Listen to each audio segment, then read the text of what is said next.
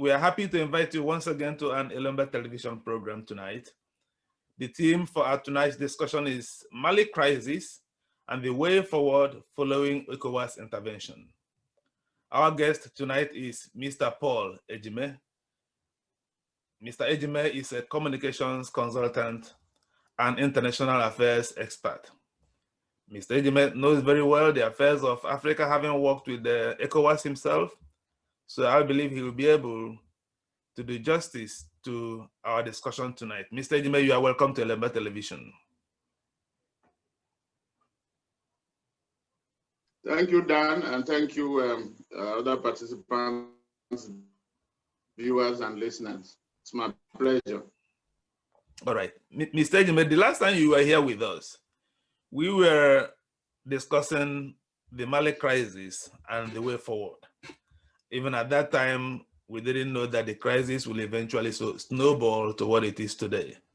That time, we were only having the opposition parties carrying out street demonstrations in an effort to push the incumbent government out of power. Can you please tell us the situation today in Mali? What is happening in Mali today? Well, a lot has happened since then. I remember we were talking about not just Mali, we also talked about Cote d'Ivoire, which is still an accident. Also, within too much water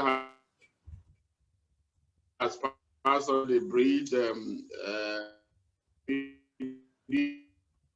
That initial one that was led by former Nigerian President Goodluck Jonathan didn't appear to have, persuaded Malians to give up, particularly the opposition, led by June 5 movement, the M5 RFP. They continued, and then the president of now deposed Ibrahim Keita tried to meet them with force. There were deaths, opposition claims there were more than 24 people that died and all that. So, then the problem boiled over to the point that the military struck on the 18th of August. From the same military cantonment in Kati near Bamako, where they also took power. Then it was Captain Senago in 2012. So this time, the leader here of the military junta is Colonel Assimi Goita. And so he and his colleagues, they are now consulting and then consolidating. ECOWAS has responded by slamming some, suspending Mali from, decision-making organs of the organization, and then sanctions, including closure of borders, and then the stoppage of financial flow to Mali. Those are what, but it, on the one hand, that is on one hand, and another, they're also continuing with diplomacy. Former President Jonathan had been there several times. 5 ECOWAS leaders have visited, and then there have been an ECOWAS summit, both extraordinary, and then the last one, the 57 that was held in Niamey, Niger, where the president of Ghana, Nana Akufo-Addo, took over the leadership of the chairmanship of the ECOWAS Authority of Heads of State and Government from Niger, President Issoufou. So those were the things that happened. And then at that meeting, ECOWAS leaders came up with, now that there has been a coup, they changed their tact. They are now, since Keita himself also resigned, ECOWAS had been calling that he be reinstated according to, constitutional order. But he himself resigned, and whether he was forced or not is a different matter. But he's out of the way. In fact, as we speak, he's in the United Arab Emirates for medical treatment after he had a stroke, according to military sources. So that is what has happened.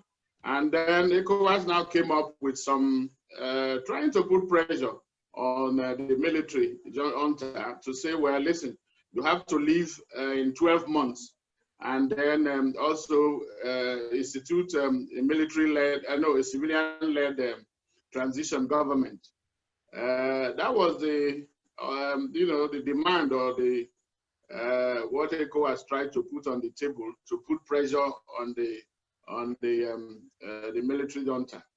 But what happened was that the junta also tried to hold a consultation at home, and they came up with what they call, with the civil society and then M5, they came up with what they call a charter, where they agreed that instead of the 12 months that ECOWAS is asking for, that they would rather go for 18 months, and that the leadership of the transition government could be either a military or civilian personnel. That is one, sticking point, because M5 is also, apart from ECOWAS not agreeing to that, M5 is also the opposition. They said no, that it has to be led by civilian. Perhaps they too want to have more say in that transition arrangement, which will also have provision for legislative organ of 121 members that will go along with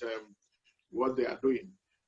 So based on that, the Ghanaian president, in his first assignment as chair of ECOWAS heads of state and authority of heads of state and government, convened a consultative meeting in Accra last week, where some 7 leaders, including Nigeria's Vice President Osibajo, and then 7 other heads of state, they attended. And so, surprisingly, they agreed with the military junta's proposal for 18 months, but transition. But now insists that it must be led by a civilian. They are insisting that that's a civilian president and then a civilian prime minister. Then there is the issue of vice presidency, which I think the unwritten arrangement could be that the vice president could be a military or a civilian. But ECOWAS made it clear in the Accra communique from that meeting that there is no way, under no circumstances, shall the vice president take over the leadership of the transition government for whatever happens to the president, who must be, according to ECOWAS prescription, a civilian. So that is where we are. And then the chairman, new chairman, Nana Akufo-Addo, also announced that ECOWAS will be mediators led by Jonathan, apparently will be returning to Mali, to Bamako, maybe next week, to now continue to iron out all those sharp edges and see how the negotiation can move forward. And then I told you that the M5 coalition, opposition coalition, they are still not happy. They think that the internal national discussion that took place were not reflected in the charter that the military announced about the 18 months, and particularly the fact that the leadership should either be a military person or a civilian. They are saying it has to be a civilian. So that's where we are. Tension is still there, and then amidst all that, Mali's former president, Moussa Traoré, 83 years old, who he came to power in a coup in 1968, and then was there for 22 years until 1990, when he was deposed in a military coup. He died in Mali and was buried last Friday. He was 83. So those are the things that are happening. Well, the insurrection and terrorism is still happening. ISIS is still present.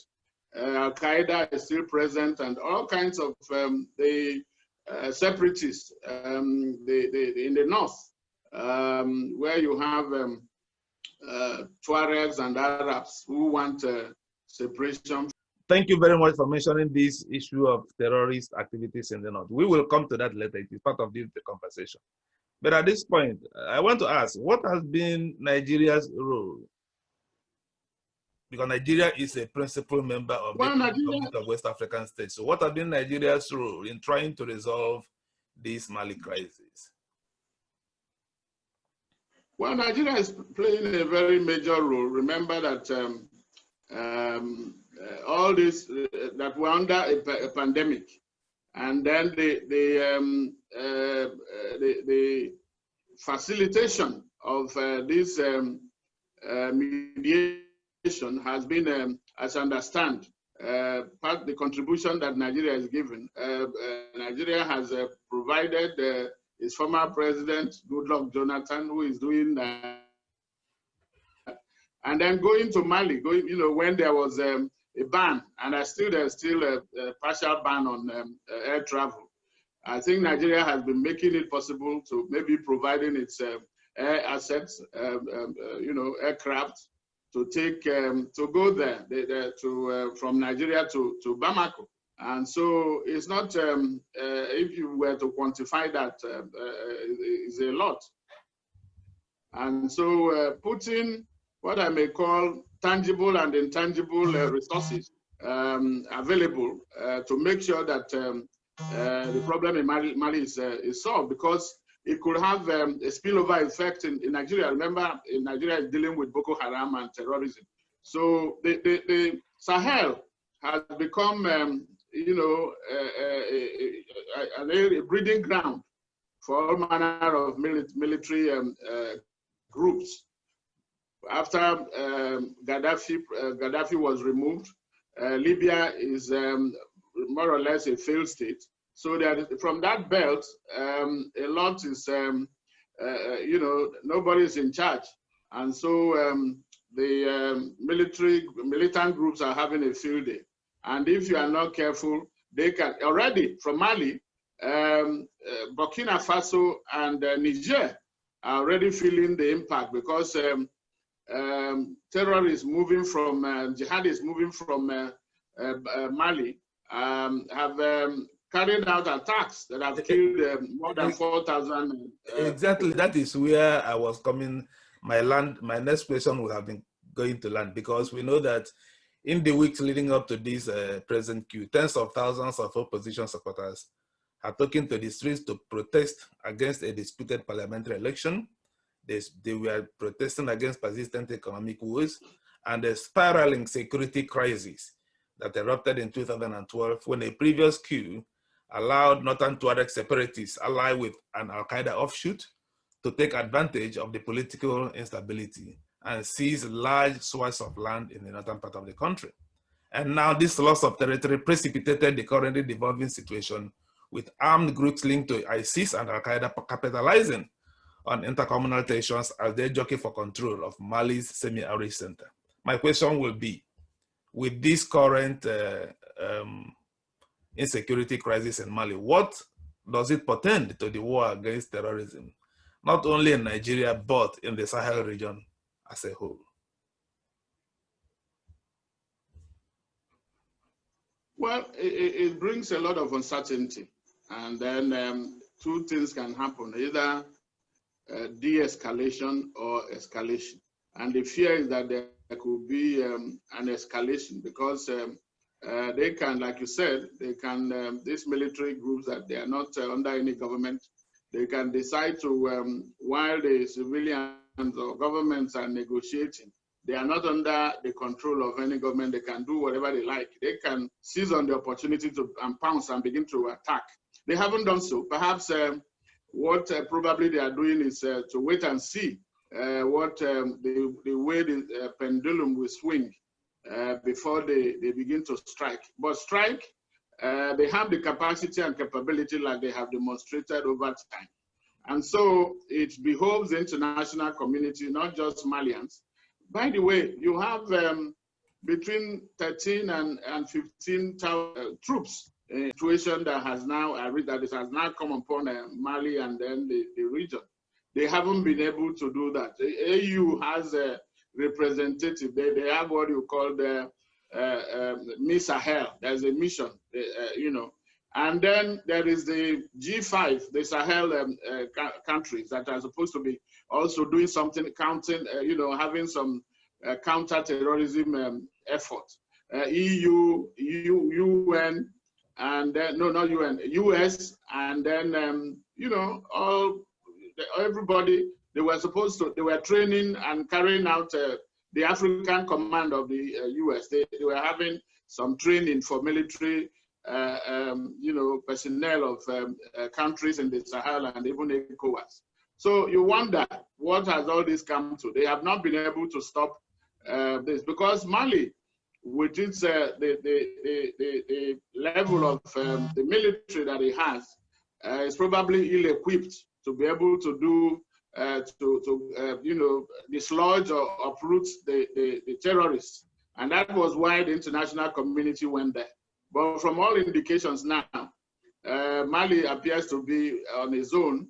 The mobilization and deployment of these large troops or groups of military has, from international community, from France, the former colonial power, and UN, has not been able to really stop. And then that is the dilemma that both for the Malians and then the region and then the world, because they cannot really, they can't afford to fail Mali or fail ECOWAS or fail the Sahel.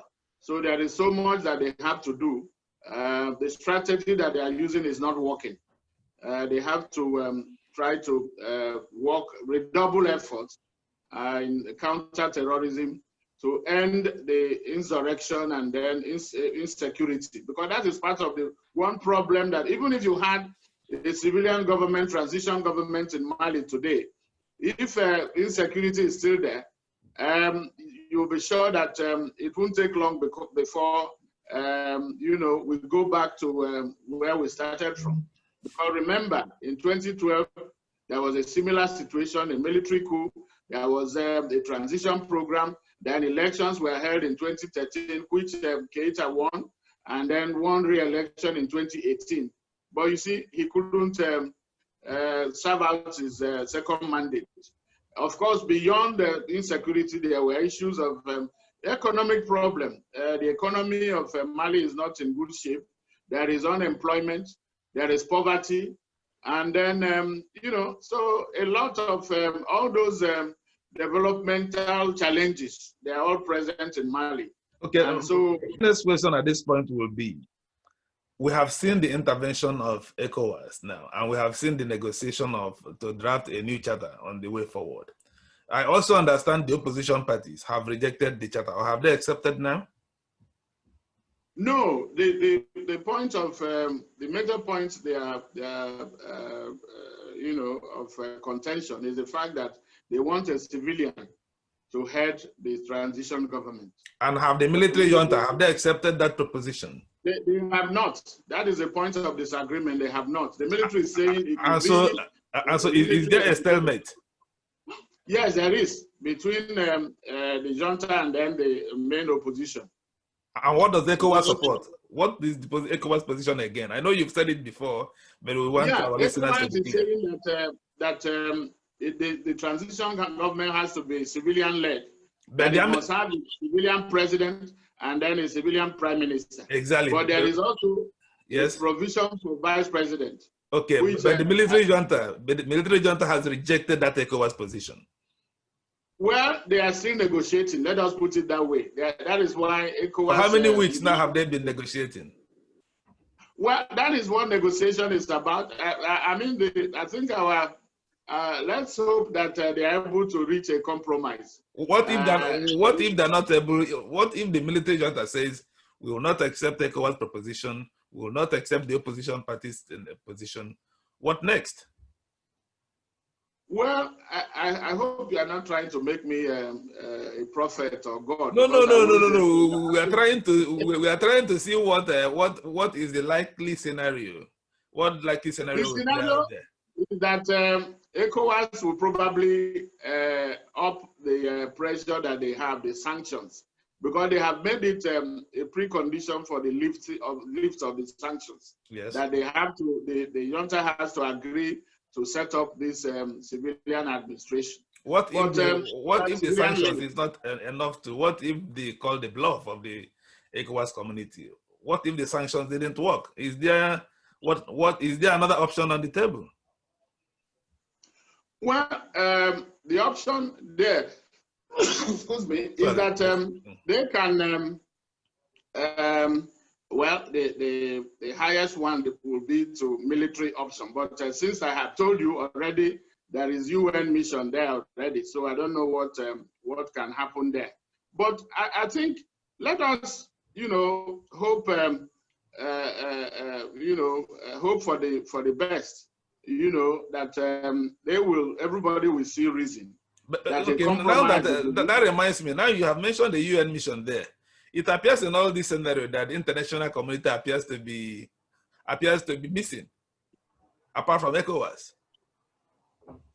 Yes, well, they will tell you that they try to work with the regional economic communities, and Yes. Since Mali is within the one in the West African region, you have in Africa, you have some in the East Africa, North Africa, you have the one in Central Africa and the Maghreb, and now the one in in West Africa is ECOWAS, Southern Africa too. So you have SADC and all that. So what they do, a CAS in Central Africa. So what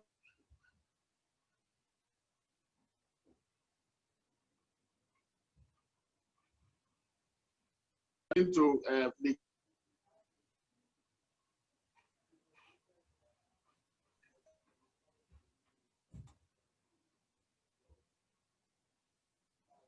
so the mission came, MINUSMA.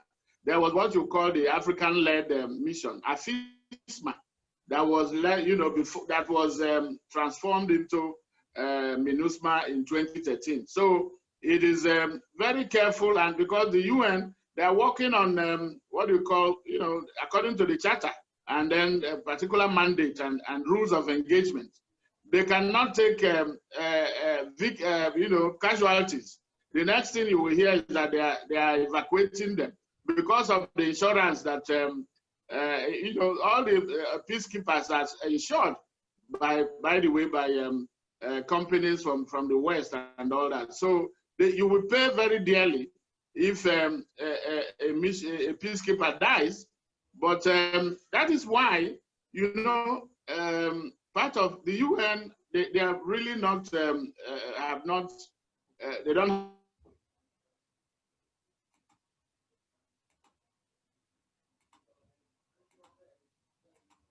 But they allow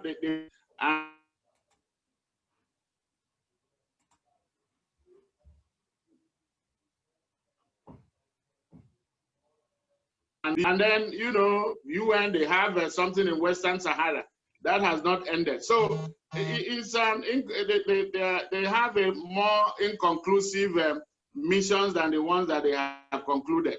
That is part of the problem. So, and let me tell you, because I was particularly, I was there as a war reporter in Liberia and Sierra Leone. If not the fact that ECOWAS took the leading role, those wars would still have been, maybe they'll still be raging today, because those who accuse UN peacekeeping operation say that it's like an industry. People are there, they just bring them. When there is war, they evacuate them. And then it's for to service the defense industry of Western countries and America, because they are the ones giving them all the assets that they need, the vehicles, everything that they need. There is something in there in having peace mission. And then whether there is a commitment to really make these missions work is another matter. But it's there. How effective it becomes is is another a kettle of fish itself. So, but it behoves Africa itself.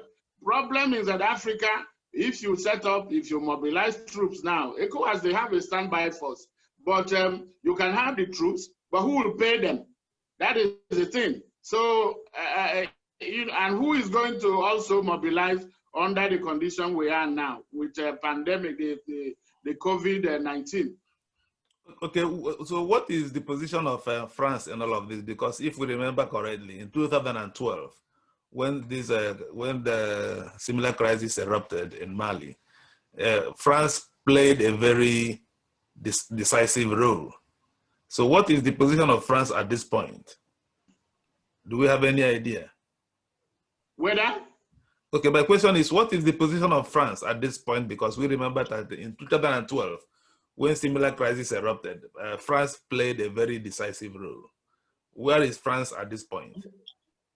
That is the point. The position of France is not very bluntly, because they have access to every, even places where the government in Mali cannot access. France can go there as a former colony. As we speak now, northern Mali, the government of Bamako does not even have authority over that area. But you have French troops. In fact, that is where the UN troops and French troops are. And so France can tell you they know more, a lot. Meanwhile, illegal mining is happening there. So what is French troops doing there? We want to. It comes with the treaty that they signed with these former colonies in Africa. They call it continuation of colonization or colonialism, which makes it, provides that they can have military bases in these countries. And then they can also control, there is a financial aspect where, what do you call monetary, where that is why you have the CFA, you know the problem with CFA and then ECO. That makes it, mandatory for former colonies to warehouse their money in France, and at times even borrow their own money at rates that are determined by the French government, which, and then in trade, it says government, what they trade on, what they want is virtually decided by France. And resources, France has first right of first refusal. Unless France cannot exploit, we say they don't want to exploit. That is when you can now invite other people. So it is very complicated. Hence, in 2010, I wrote. I think you can find it on the internet. I talked about the bitter lessons of independence. The former French colonies are not economically independent. And nobody, it appears everybody is not, many people are not, France is not being called out to answer for this, because that is part of the problem that the former colonies are having. Now after Mali, there is Côte d'Ivoire. And if care is not taken, that could be another area of concern. They have an election, coming up, and they are talking about third term or constitutional problem with President Ouattara. So it is now that my people, they say a black goat, you have to bring it home during the daytime, because once it is dark, the color will blend with the darkness, and it will be difficult for you to political independence without economic independence, just changing of flags. That is what these people are struggling with. And until that is addressed, we'll continue to have these issues, because it appears they are not fully independent. So it will now appear that this crisis in Mali and some other West African countries have their roots in the post-colonial system adopted by these countries, and the role of France. And the role of France, actually, if we can just say it bluntly, is the French role a contributory factor to this political instability in the Sahel regions? Because we know there's a lot of mineral resources there. That exactly, and that is what is happening. It's all about resources. In Liberia and Sierra Leone, they call it, you know, the problem of resources. It has to do with resources. Once resources, there is rubber, there is, you know, diamond. Yes, in those areas it was diamond. Here in Guinea, in Mali, it is gold and the bauxite and other things that the government cannot even access. Government of Bamako, the Keita government, the government before it, they didn't have, they are just in government but not in power. So what type of government is, sorry, what type of government is there where the government of a country in Bamako doesn't have access to certain areas of the country, but foreign troops have access to those regions? If the central government cannot control those resources, what is the government all about then? What is it about? That is the dilemma. That is the dilemma that you know, anybody will face in Mali. And then until you address that, if you like, you can get you know, an angel to be in charge. Once this is about the issue of governance.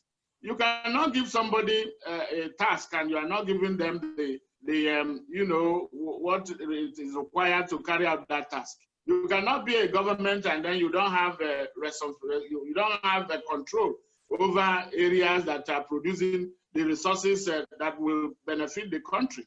And so everybody appears to be playing, you know, the ostrich in this matter. Nobody wants to call out France and say, listen, because once France decides, if France comes tomorrow and say, well, these countries in these former colonies, we are leaving you to your, because they fear, they are saying, well, if they let them, but what kind of independence is after 50 to 60 years?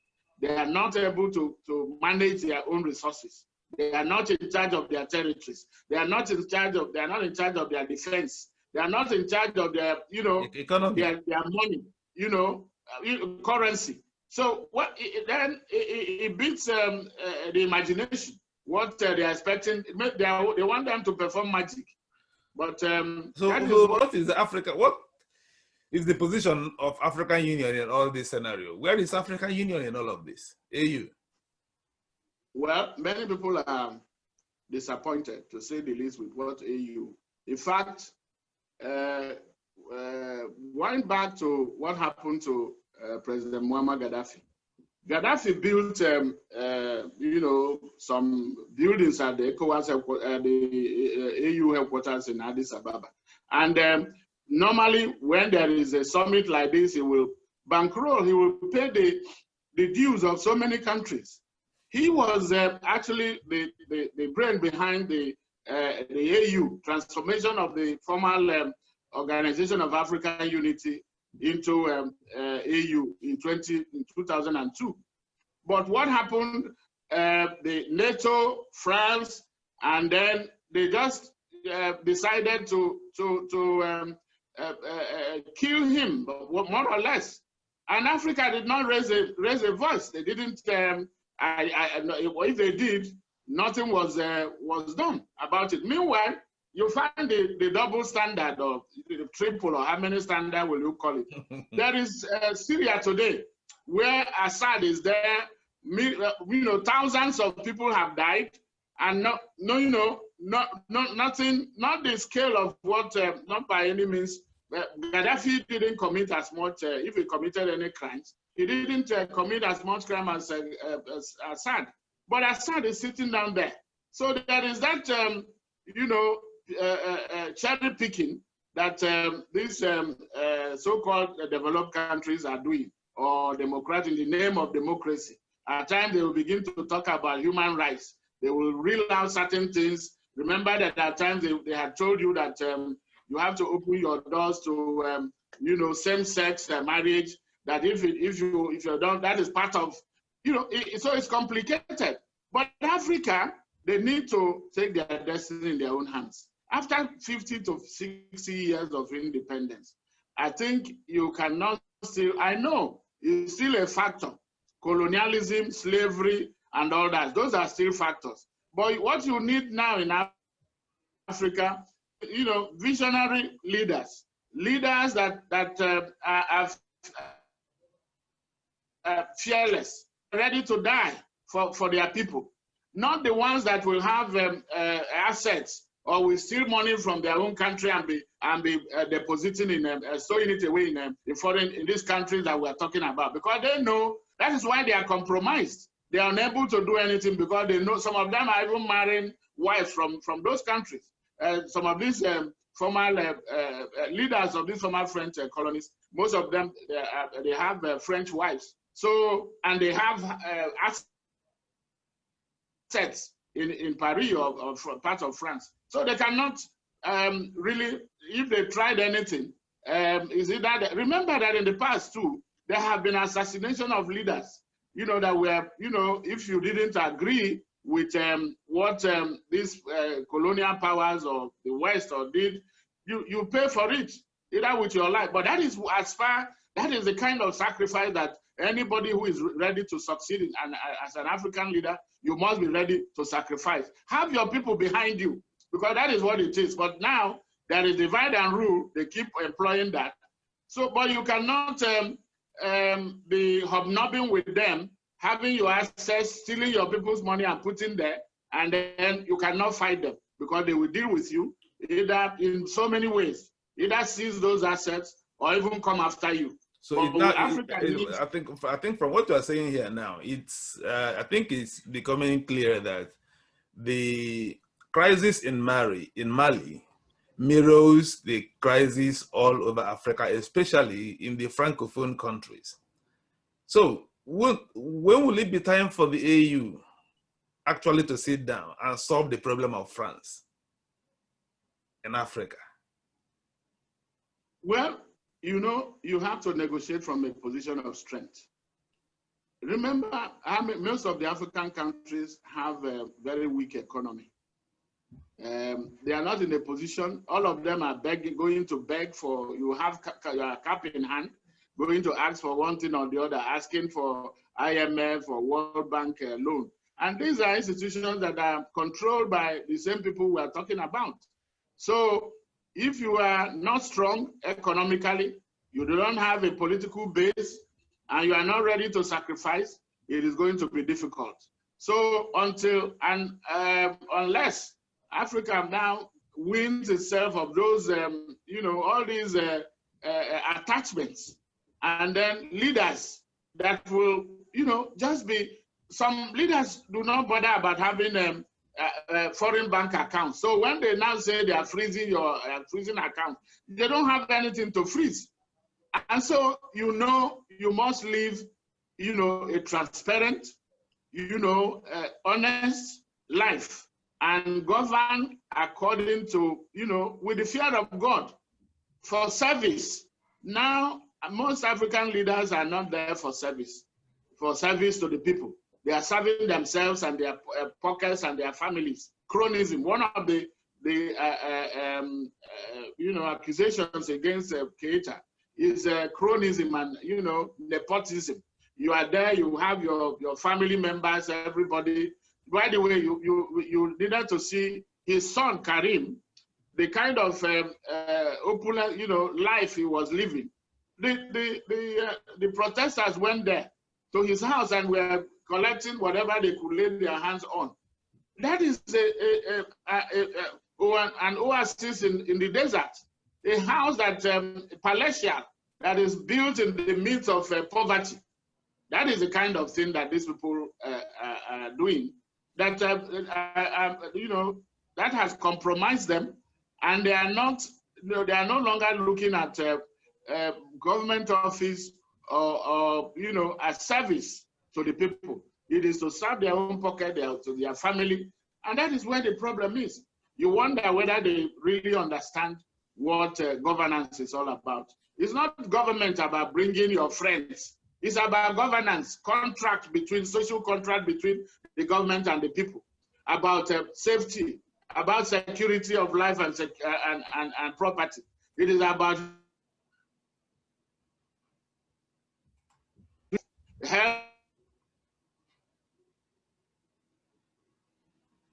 and you know, and so on.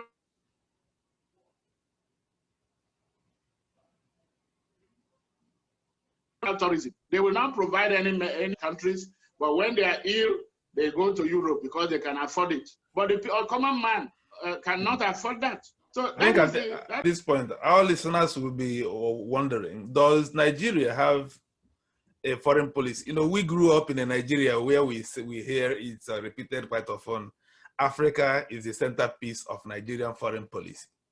So in Nigeria in the 70s, 80s, there is a policy that guides government actions internationally. Now today with regards to Mali, well, we hear that President Buhari has been there, and Osibanjo has been there, Goodluck Jonathan has been there. What are they going there to do? Do we have a policy for Mali?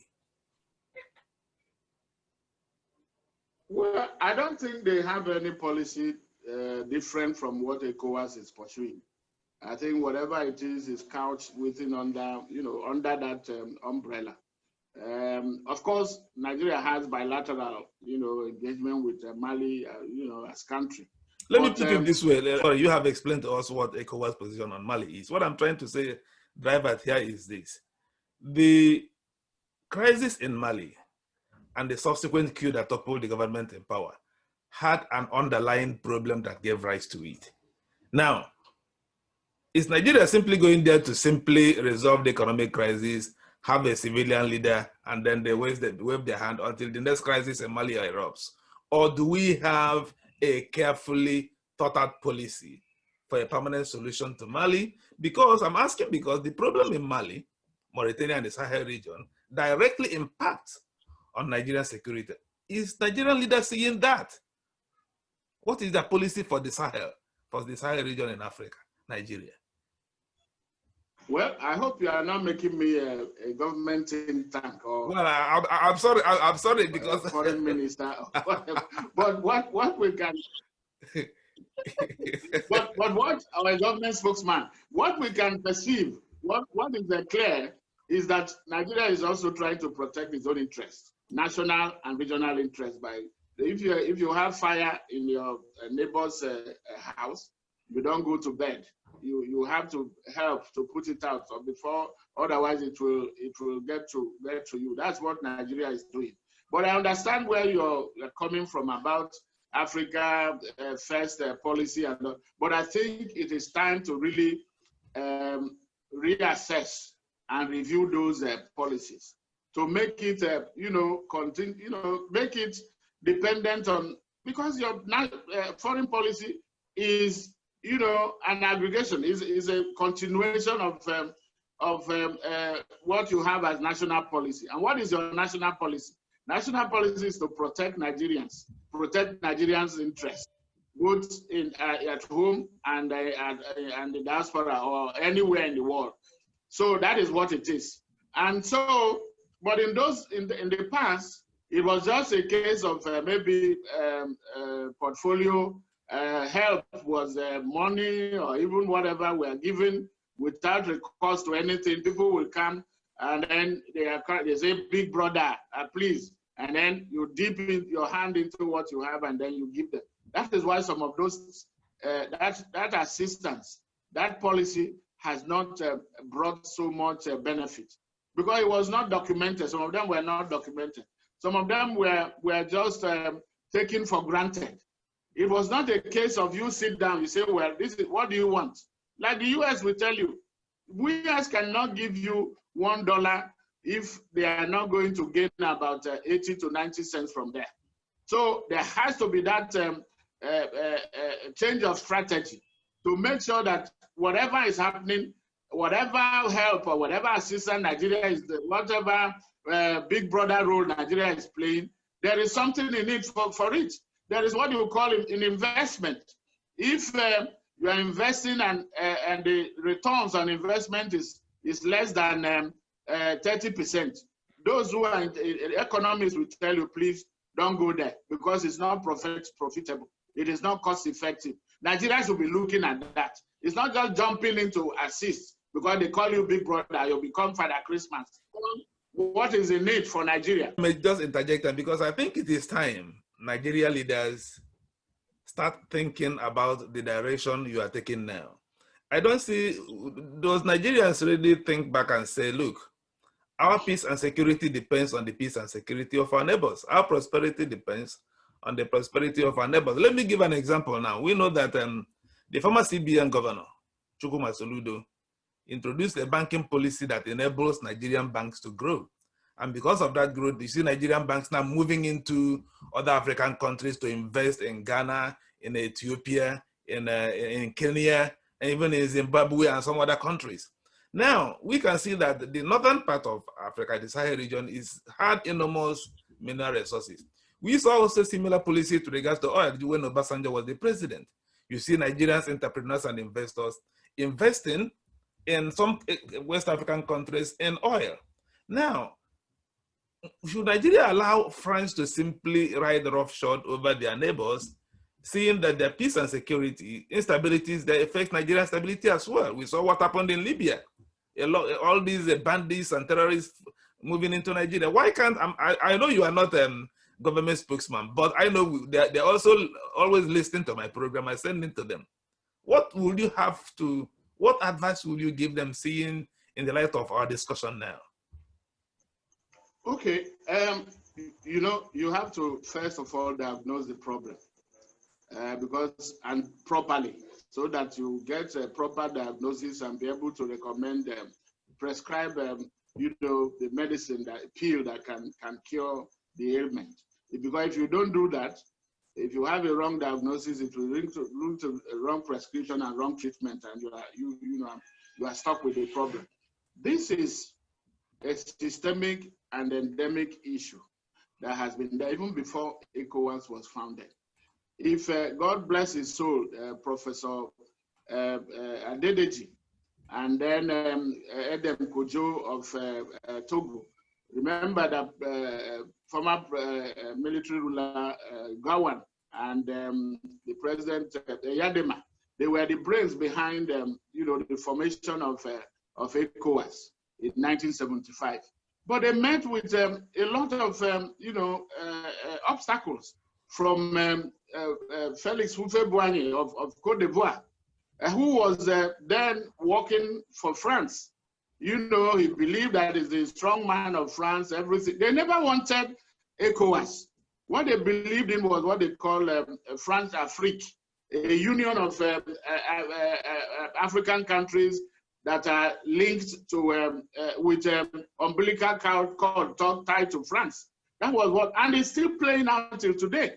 France and Nigeria, France sees Nigeria as a competitor. Let's face it, and that is so they are competing for spheres of influence. And then what it requires is now Nigeria, and it's not, you are not going to war to go and win it. You have to win it on a diplomatic and a very shrewd and then, you know, table, by making sure that you put your house in order, because that is the first thing.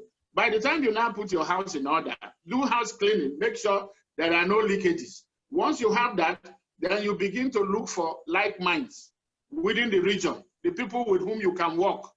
When you now get that, that is when you can confront a power like France, who is a permanent member of United Nations. As we are talking now, they have already taken the issue of Mali to the United Nations. And if you are not, you don't have that kind of clout, if you are not negotiating from a position of strength, if your house is not in order, you are vulnerable. They will destabilize you. They can sponsor opposition groups to fight you and defeat you. So first of all, you need to have your house in order, and then design a policy. There are, you know, diplomats who are there, who are paid by Nigeria to. The government, the executive should be listening to those people, listening to experts, listening to technocrats. You mentioned Soludo. You know, it was easy for Soludo to come out with that policy, and because it was private sector driven. Once you get into the public sector, it becomes complicated. There is bureaucracy, there is red tape. So, but to get over it, because it is possible. You need a proactive, innovative, creative leadership, visionary leadership that will be able to crack all these barriers. Because don't take it for granted. The barriers are there. Don't pretend that they are not there. So how do you tackle them? That should be the question. Experience in the foreign or diplomatic service in your sphere in which you have worked. Do you see Nigeria deploying this tactical move you have just mentioned in the appointment of the people who dictates our foreign policy, the Minister of Foreign Affairs, Under Secretaries of Foreign Affairs? What happened? Do you see Nigerians actually showing that they are giving thought to your proposals today? I wouldn't want to make an assessment of those who are there. They will tell you that they are doing their best. But you judge them by the effectiveness of what they are doing. And history will be, is the greatest judge. Because remember, you have to remember, if you don't know where you are coming from, you probably will not know where your destination. And that is what is happening. If not, for you to succeed, you have to look at history and then see where am I coming from? Where am I today and where am I moving to? These are the calculations that you make to be able to determine what policies you put in place and the strategy you use. Those who are there are very excellent thinkers, technocrats. But are they being allowed? Are they allowed? Are they taking? Are those in charge taking into consideration if they give advice, or are they working with the inputs that they are putting there? So it will be difficult for me to judge. But what is happening is that it is not effective. I think that is what has become clear. And so there needs to be very, structured and then piercing strategy, external policy or foreign policy that will, put the world, at alert that Nigeria is here. You don't joke with Nigeria. You don't joke with Nigerians anywhere. And that has to start from home. How do you treat your own citizens? Because you cannot be complaining that Nigerians are badly treated abroad when at home you are not taking care of them. If you call yourself, in my place, they say if you have a broken calabash, if you say it has become a dustbin, other people will use it to carry debt. But if you say you are, then people will say that out. For those who are now joining us at this point, we are discussing the Mali crisis and the way forward following ECOWAS intervention. Our guest tonight is Mr. Paul Ejime, a communication consultant and international affairs expert. Mr. Ejime has had a very long experience with working with ECOWAS institutions, African institutions, and indeed international institutions. So he is here today to enlighten us what has been happening in Mali, the way forward, and the situation. So at this point, we'll take a few questions because our time is almost running out. I can see a hand raised. Otumba Olabode, you are welcome to the program. Please, can you unmute yourself and ask your question? The little time I've just joined now, all what I heard from Honorable Paul Ejime sounds good. Sounds like he knows his onions. I'm not patronizing you, sir. He knows what he's saying. He's well endowed with the experiences and nuance of international relations and so on and so forth. But one thing that caught my attention is he just said it towards the tail end of his presentation. You cannot continue to treat your own people anyhow. The strength of all the Western world is the amount of premium they put on their people, software and the hard one, that they're able to feed their people, that they're able to put their people in a high pedestal, that they recognize that it's the people that gives them the power and they put it so back. So now, no wonder. What is Mali? What has an average Malian got from Mali? What have an average Nigerian get for Nigeria? So with all this kind of thing, it's very easy for other countries to manipulate us, to treat us anyhow. So the power they have is not as something that is extraordinary. They might have all the weapons, they might have everything, but the power of the people, that the people that they are serving makes a lot of difference. So I want to appreciate Honorable Ejime. And until when we change this, and we should also forget the notion that they don't want us to succeed. Who doesn't want us to succeed? They're even sick and tired. The Western world are sick and tired of third world, that they're not making progress. They want to deal with people who are capable, people who are competent. They're tired of dealing with us, wanting to feed us like a baby. So I want to appreciate you again, and thank you very much.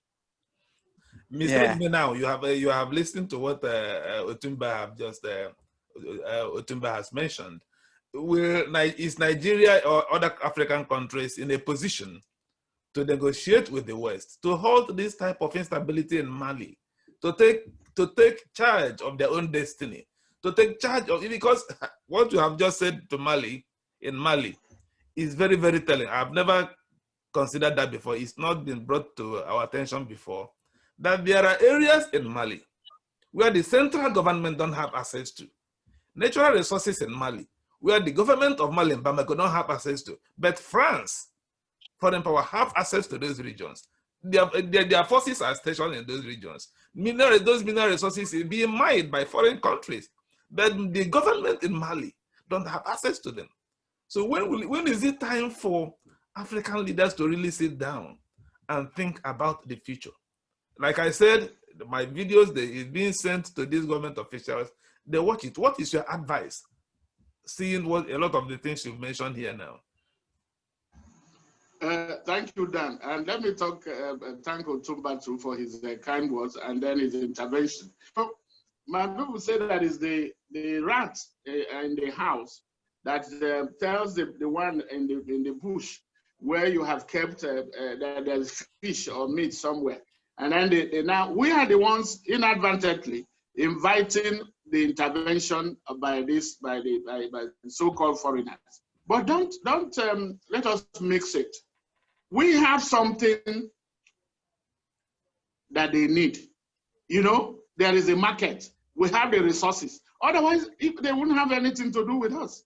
You know, Otumba was saying that they're tired. They can't be tired because so long as those, it's like an ant and honey, they will still be attracted there. But what we can now do is to maximize what the resources that God has given us. Resources, material, human. We have labor.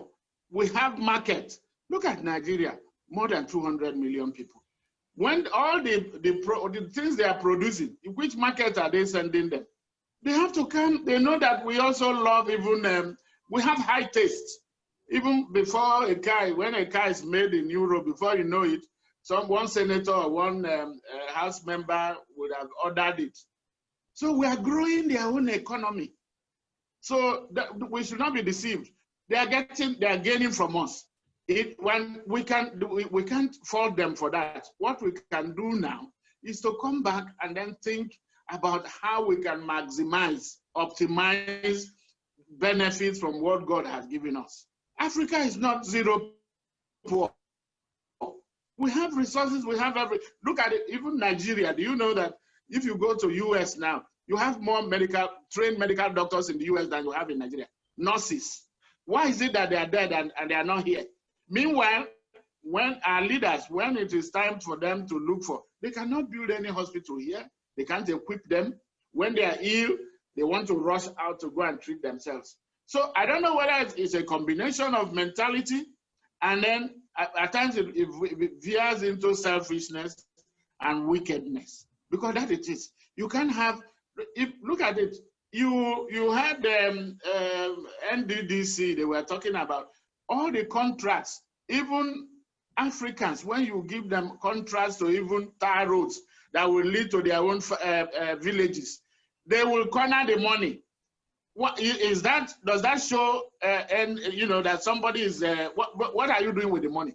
They are trying to they ask you, you are giving money, government money. It's okay, go and tar the road in your that will lead to your village. They don't do it. But instead, they will steal part of the money and then go and build their own mansion in the bush. And then they begin to use these exotic cars to move in there. with all the security challenges that they have, why do you have kidnapping? Why do you have, people are watching. They say, maybe this is my classmate or a dropout, by the way. Now, because he's a House member, a senator, or a political thug, he has money. And then suddenly he's now chasing you out, splashing mud water on you, because for what? It's not because of what he earned, but from what he stole. So these are some of corruption, incompetence, vision, mentality. There has to be a reorientation of our people, of our youths. That is why youths, they matter in this. You find that some of them are even worse. If you allow them 1 month of power, they probably do worse than the people they say they are elderly people. So it is complicated, but let's start with mindset change to realize that we are Africans, that we have what other people need, and we can maximize the benefit that flows from that by having our own house in order. My people, where you call house, you don't call it bush. You have to make it active, habitable,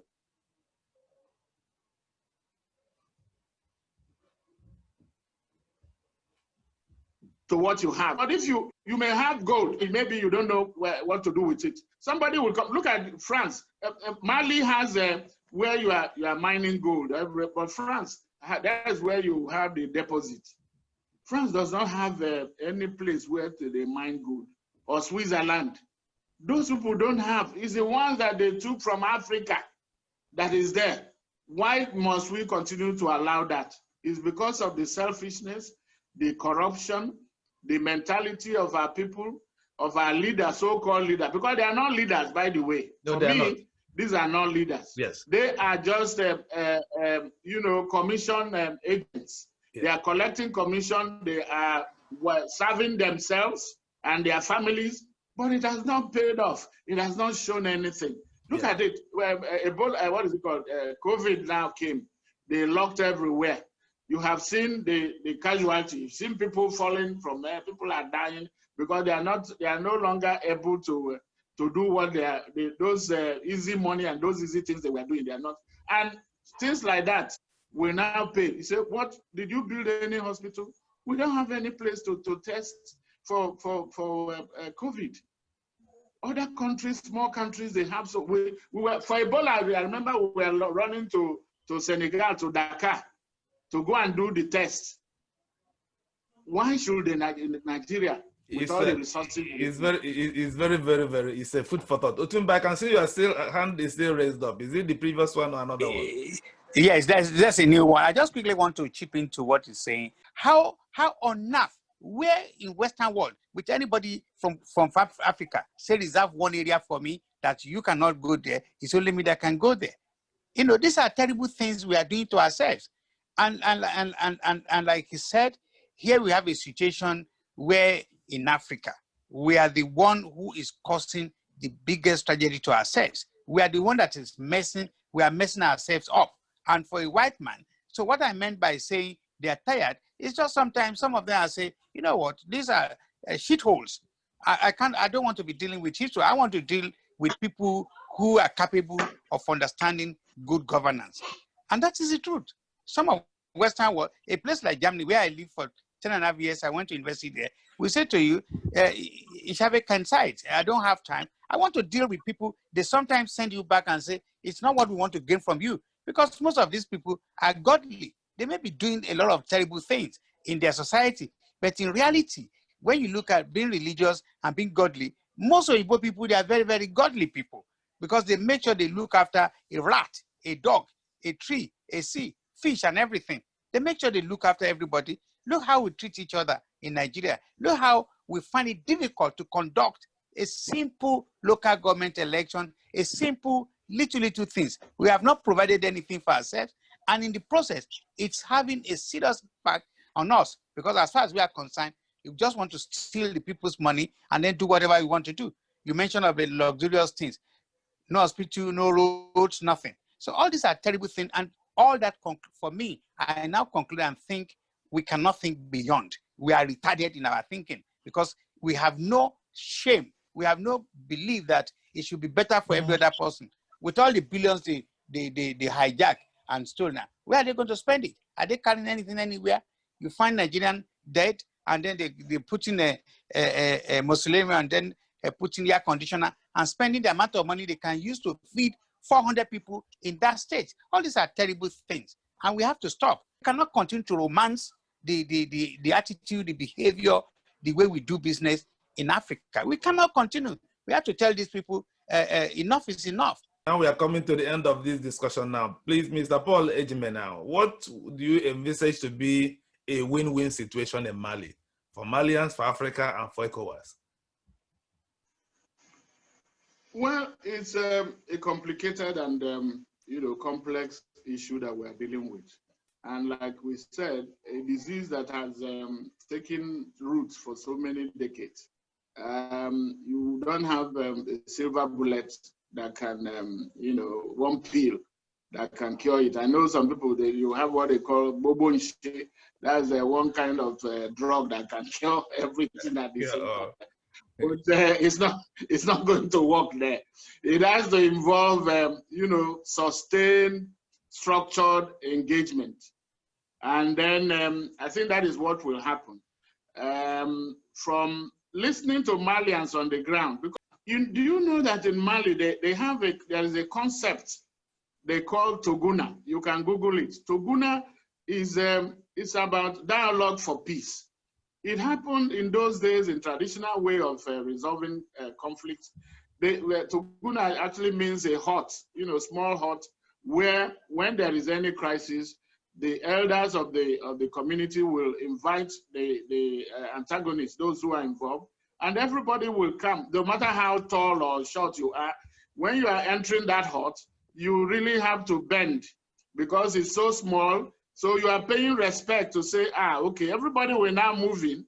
And it's so short that, when you are angry, you raise your hand, you want to stand up, but you cannot do it under that hut because it's so short. You will hit your head on it or you hit your hand. So what it means is bringing everybody to the same level. You now have time to discuss and find solutions. It's a Malian concept. They are not using it.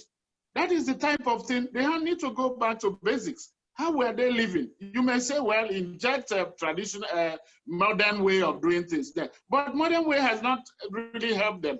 You have now to marry both. You use that kind of, because that is what is lacking. You can't have a former President Jonathan flying in every now and then, or heads of state rushing in, or having 15,000 UN peacekeeping forces, and they are not able to stop anything. Or France has do you know how much they are spending, by the way? All of them are spending close to $2 billion a year.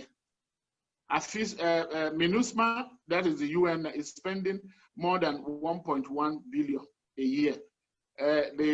Macron, the French troops, Macron, they are spending more than 800 million a year, not to talk of other things. Well, the common Malian is there, starving, poor. But look at what the international community, this is now servicing the economy of other people. No, most of those people who are serving in those missions are not from Africa. The equipment they are using, they are not from Africa. They are servicing the defense industry of those of Western countries. So you see what we are talking about. They are spending this type of money to solve, they are not able to solve a simple problem.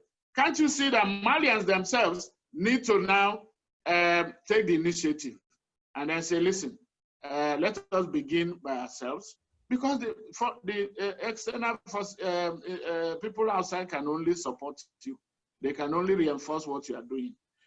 People say you borrow to augment what you have. You don't borrow to start. That is the thing. Let us, let's start something on our own and then ask for help when it becomes necessary, and not depend on a handout or for foreigners to come and develop our countries. It's never done. I haven't seen where that will happen. You can call IMF, you can call World Bank. They are not going to help you.